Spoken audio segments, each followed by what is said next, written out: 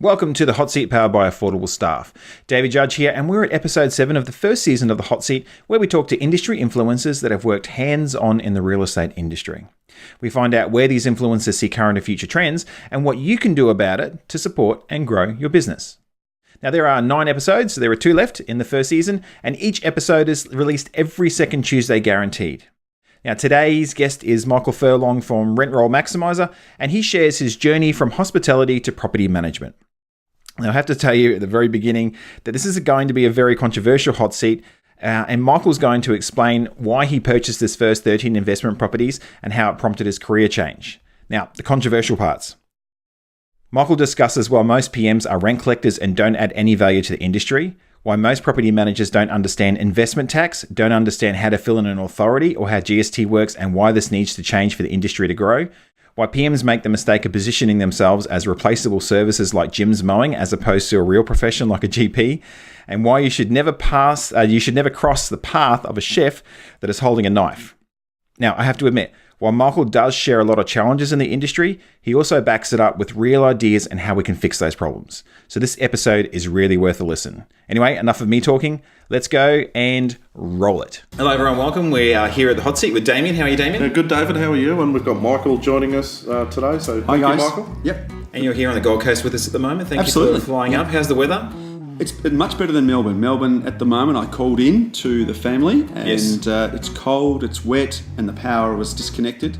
There were storms coming through, so I think it's Wizard of Oz style. That's supposed to be tomorrow in Queensland, I've heard. Is it really? Yeah, there's a cold front. Maybe. So was it your fault? I've come up to the nicer weather, and it wasn't well received when I called back into the family to ask how their day was going.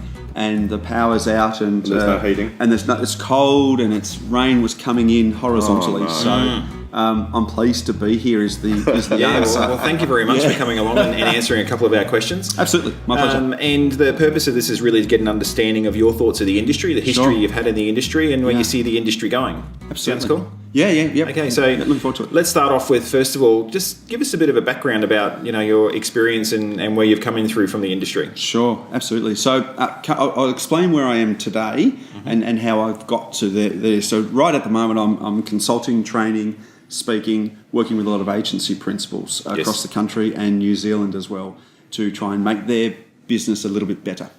The reason why I set that up was when I had my agency, which was some years ago, if there was somebody that was doing the same thing that I'm offering now, I probably would have brought them in and really relished being able to have that peer support. So as an independent, I never had that opportunity. So my background initially was as a chef.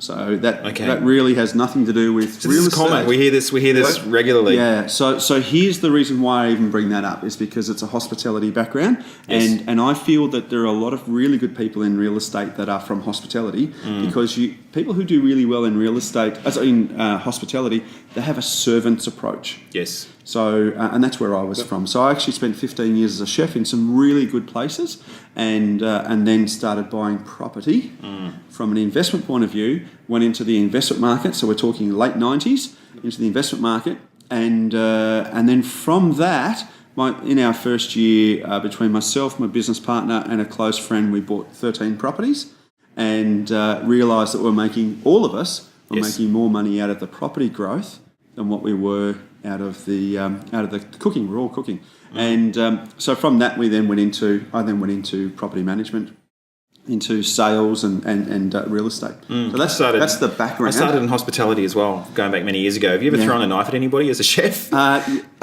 Yes, Your Honour. But I plead not guilty. Well, they said that it was my fault that they were throwing the knife at me because I was always in the front of house. Well, you had to actually come in, so there was mitigating circumstances there, and I think that I think if that was a murder charge, that would be intent. That's mine might be a manslaughter. Yes. So I was moving a little bit away from the cooking. We can talk for hours. Have you ever stabbed anybody? Is the question. No, but I have been stabbed before. I'll show you a scar as well where I was stabbed in the arm, and then also that was before service. So for those that are listening that are in food, you'll understand that. So before service, around 11:30, the head chef actually stabbed me in the arm because he was messing about. And then I was quite upset. I was only an apprentice at this stage. Back then, you were allowed to do those things to apprentices. So I got stabbed in the arm thinking, okay, straight off to hospital. And he said, Friday lunch, after lunch, you can go to the hospital. So after lunch, I've got a T-tail wrapped around my arm. After lunch, into service, I said to him, okay, we're going off to the hospital. He has a look at it. He says, it's not that bad. Jump on the tram, take yourself to hospital. I'm going to play golf. Things have changed in the hospitality industry a little bit. So now back to real estate. Why are we here? And I was actually just thinking, geez, Ira's going to have fun editing. Ira's going to have fun editing. So what are you saying is the biggest problems, and I suppose challenges and from there, I suppose opportunities in the real estate property management industry right now? Yeah. So my focus at the moment, Damien, is really in the property management space. So I'm trying to work specifically with directors, and I see that there are a lot of directors. So if I sort of break it all down from the layers that I think are quite a complex answer to that question. But firstly, too many principals don't have the experience as being business owners, and as a result, they then take on staff, and they feel as though they have to know the answer to everything. Yes. And they really struggle. They might have been exceptional property managers or exceptional salespeople, and then they go off and they think that they want to be a business owner. I saw the same thing when I was cooking as well. So a lot of chefs then go out and become restaurant owners. Worst restaurant owners are chefs. Yes. Because they're great in the kitchen but not good with the books. Property management and sales, to a lesser degree, are very much similar. So I think there are different skills that are needed to be a business owner than there are to be a great salesperson and great property manager. So I think that's the biggest challenge that we see at the moment. And where do you learn that?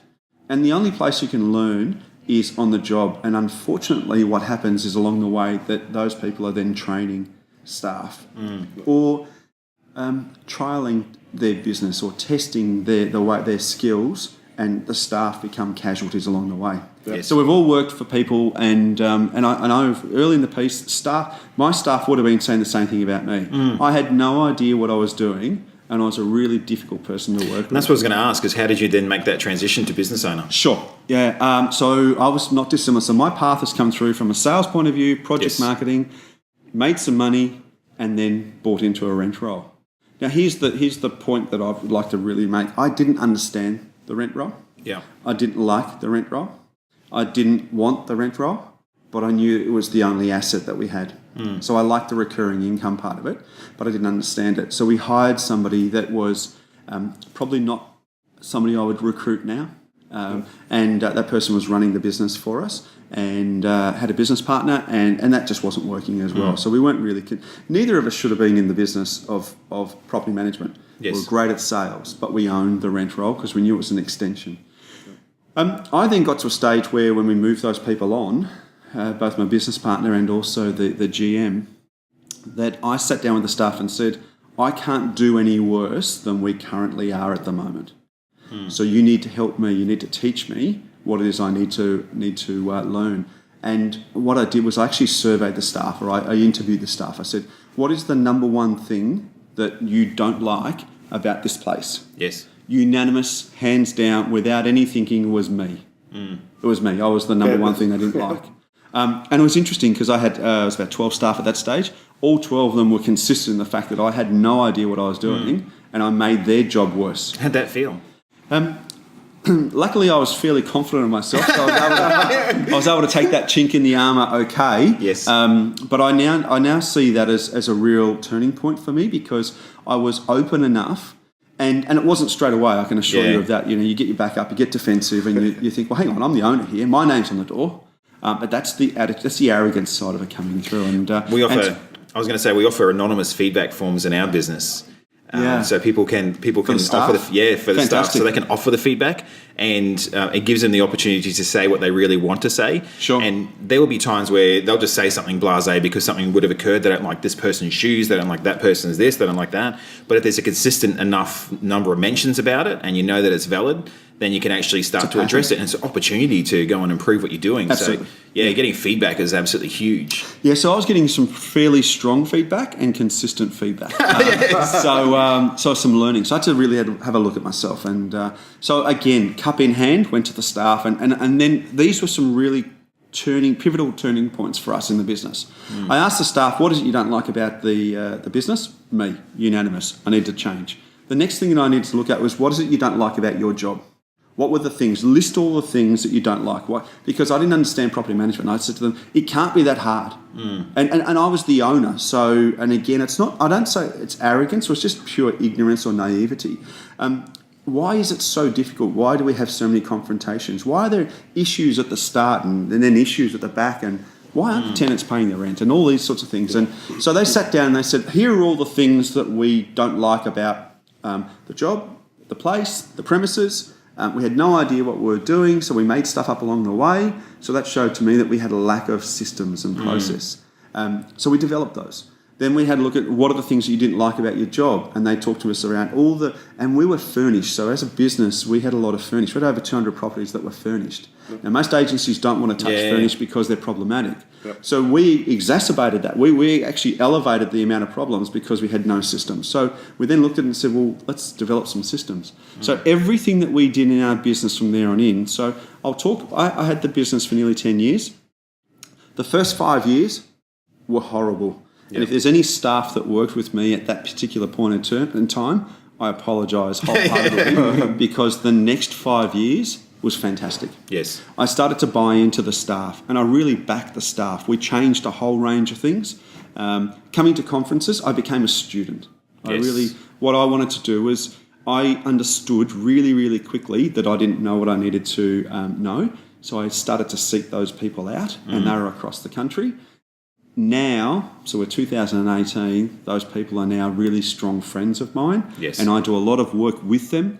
I either speak on their stage, I go to their conferences, I'm an advocate for them, because some years ago when I was a person who was just at their coattails, they really gave me a lot of time. And so that's what I try to do now to agency principals. I value the fact that I have some knowledge. Yes. And I'm now trying to pass that back through to stop them going through what I went through. And it's also a case in a lot of ways I've found in my journey over the last 20 odd years as a business owner on and off, that it's the stuff that you don't know about. Sure. And then when you're along at conferences and you're there, being mentored by or guided by people, that you'll come across this stuff. It's like, I had no idea that I had to know about this. Yep. Yeah, absolutely. And so here's the thing as well, David, that when I didn't understand the risks associated with being a property management business owner, yes, I was okay and I slept really well. Yeah.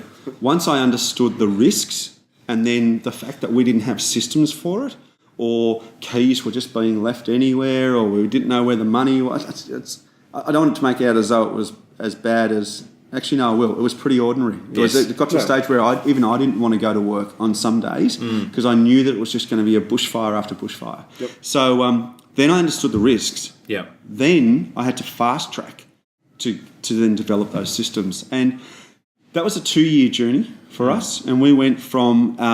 it's interesting, I say it's from chaos to award winning. So those people really helped us, and we went from an absolute dysfunctional environment to 2 years later winning awards, and we've won awards for Property Management Company of the Year.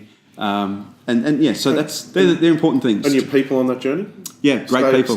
Stayed with you through that process? Yeah, absolutely. So Damien, so one of the things that I felt was really important for me was that I was already...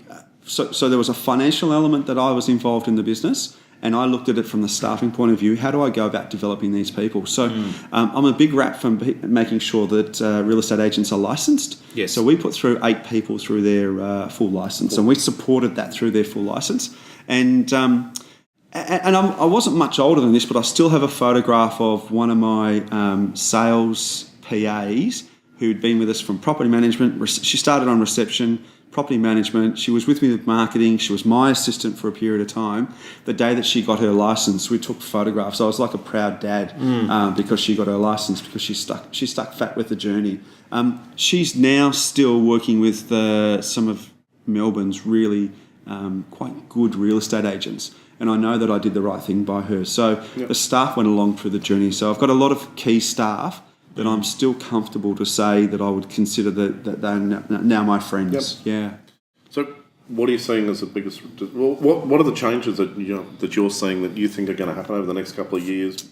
There's a lot of talk about disruption in the real estate and more specifically property management industry.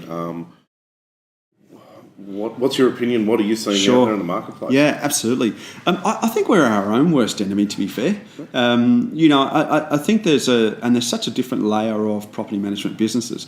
I'm working in a suburb at the moment. It doesn't matter which suburb it is. My office was in Richmond, and there were 13 real estate agents in Richmond and Melbourne. So I was looking at this. So first you've got your immediate competitors.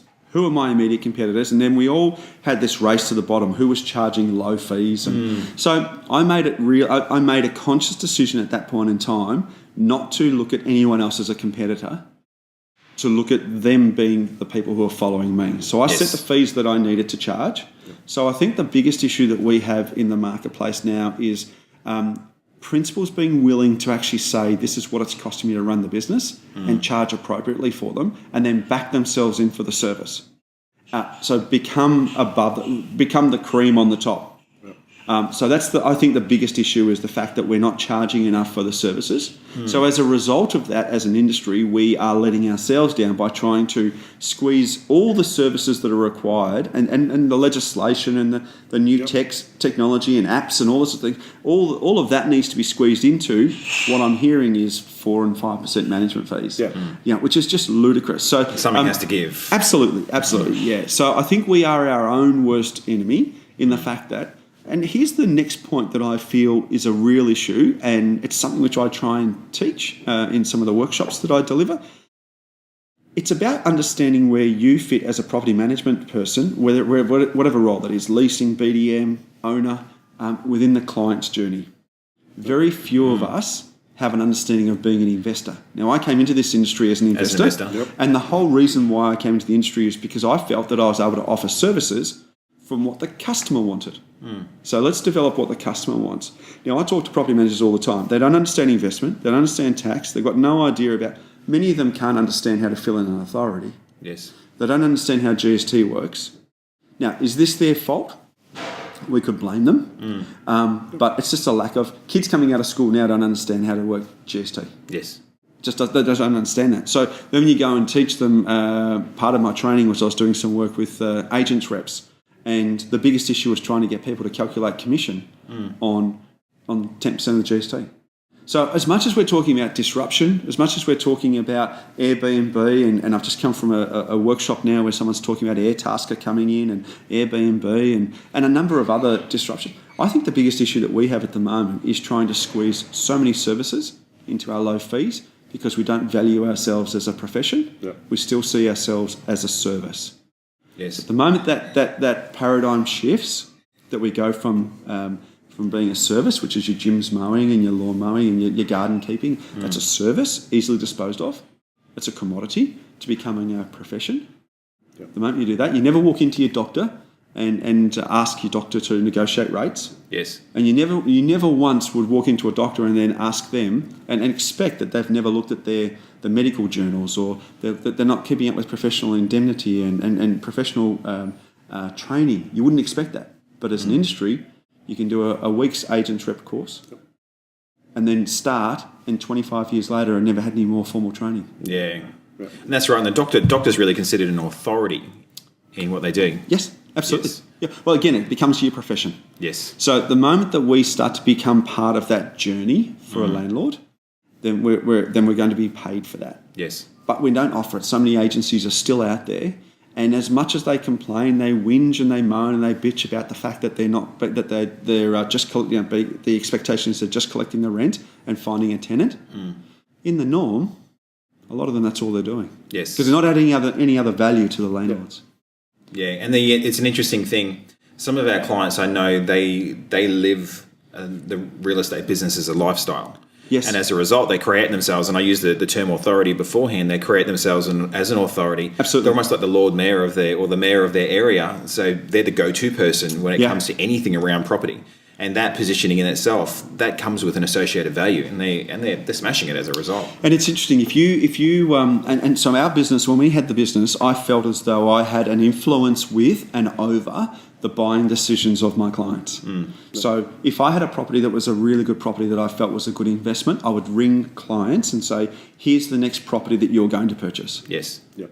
Not are you interested in looking at buying a property? Here's the next one, because I know what you're after. I know what you've got.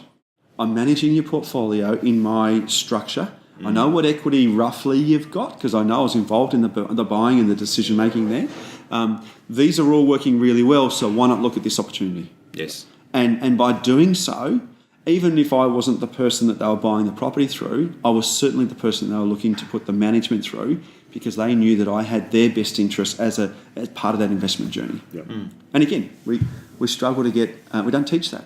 Yes. Yep. So property managers aren't taught that. Property managers are taught to collect the rent, do a routine inspection, do a condition report. All those things can be taught to anybody, but upskill.